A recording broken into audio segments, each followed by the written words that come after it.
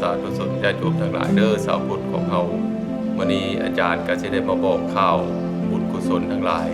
ที่ได้กะเตรียมเป็นงานบุญสมโภชพระพุทธรูปจำนวน9องค์พร้อมด้วยชาวบ้าน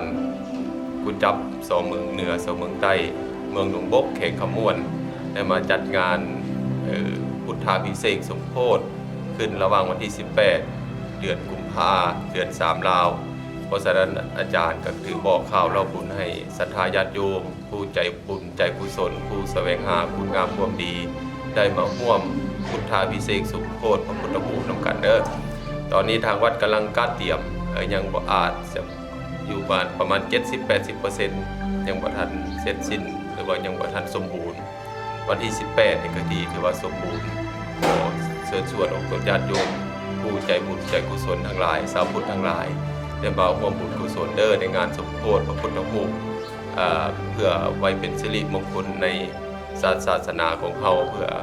บอกตนญาติโยมได้มากราบไหว้เพื่อเป็นสิริเป็นมงคลเป็นบุญเป็นกุศลก็ขอให้เชิญชวนญาติโยมทั้งหลายได้มาร่วมบุญกุศลได้มาร่วมบุญกุศลนำกันเด้อญาติโยมเด้อให้มีแต่ความสุขความเจริญเพราะว่าเจ้าศรัทธาทั้งหลายก็มาจากทาง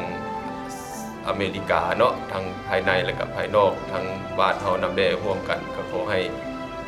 ญาติโยมทั้งหลายได้มาร่วมบุญกุศลได้มาสมโภชที่วัดป่าพลงามบ้านกุจับ2เมืองเหนือ2เมืองใต้เมืองหนองบกแขกขมวนของเฮานี้จงมีแต่ความสุขความเจริญเด้อผู้ใดได้เห็นคลิปใน YouTube นี้ก็ดีได้ติดตามก็ดีหรือว่าทางต่างประเทศที่ได้ร่วมโปรโมทนาผ่านมาหลายท่านหลายคนก็ทั้งบ้านเฮาก็ขอให้มีแต่ความสุขความเจริญขออำนาจแห่งบุญเป็นที่เพิ่งพิงอิงแอบแนบเนื้อศรัทธาญาติโยมไปตลอดสาย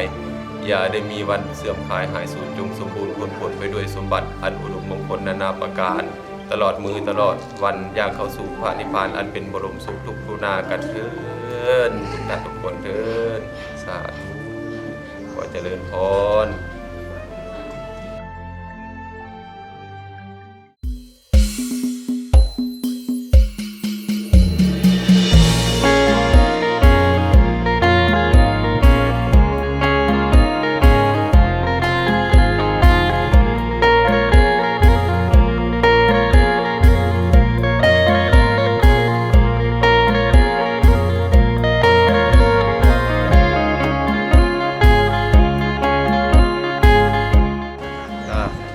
ต่างหน้าให้เท่าแก่แนวโฮม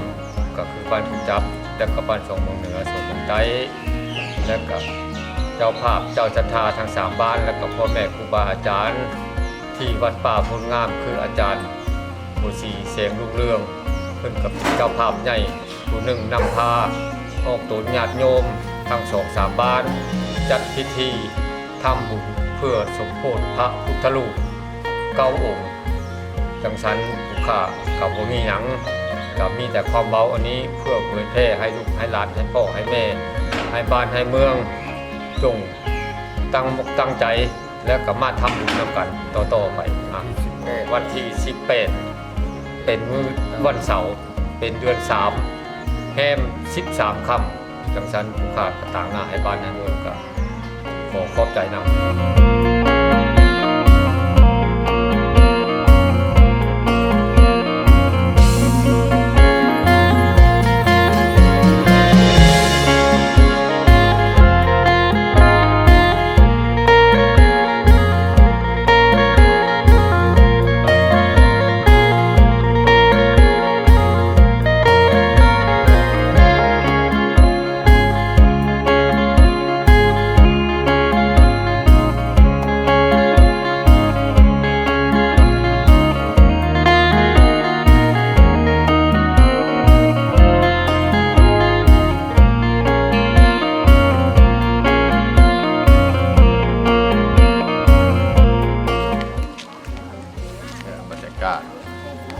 กำลังกะเตรียมในงานสมโภชพระพุทธรูปสามัคคีร่วมใจคือพลังอันยิ่งใหญ่คือความสำเร็จออกมาเป็นบุญบารมีเป็นมหาบุญมหากุศลสำหรับญาติโยมทั้งหลายกับร่วมงานร่วมกุศลสมโภชพระพุทธรูปเด้อ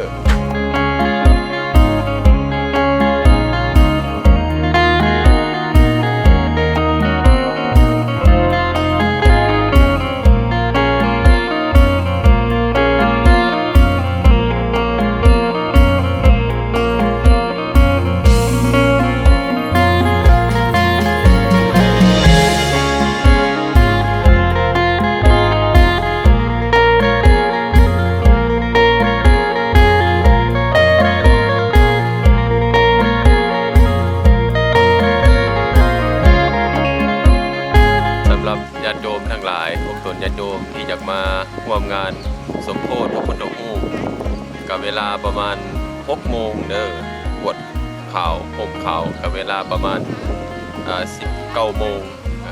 บวชศีล8ที่วัดป่าพูนงามเมืองหลวงบกของเฮาเด้อญาติโยมเด้ออนุโมทนาสาธุหลายๆความบุญกุศลนำกัน